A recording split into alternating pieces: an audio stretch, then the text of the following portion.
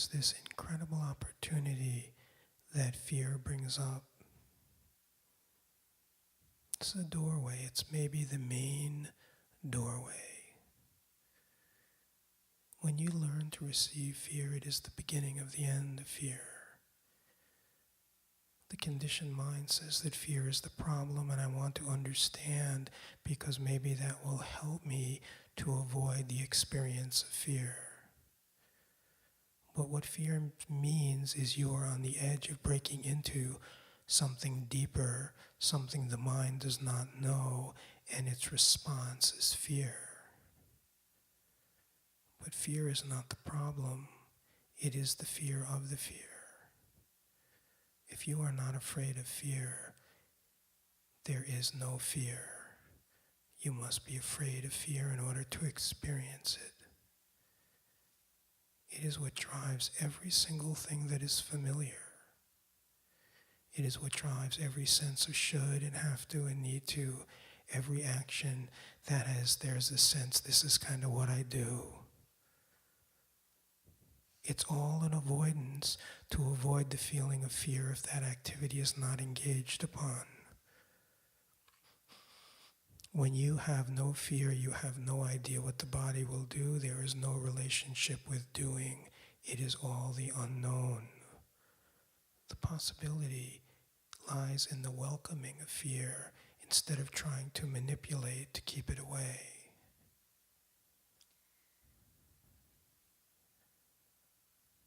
Yeah, I understand that. And I've been sitting with a lot of the fear, and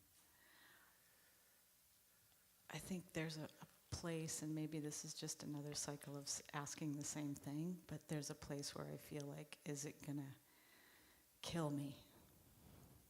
Yes. Like literally, like yes, I'm afraid of the energy. I'm physically really afraid that it's going to kill me. You know, sweetie, when there is no longer fear of fear, this concept of killing me is nothing. It looms really big because there is enormous fear around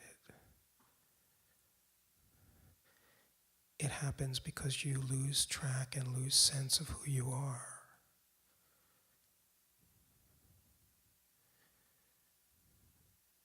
You have no idea what death means. No mind does. When you fall into yourself, the taste is not a temporary experience, it is the taste of eternity.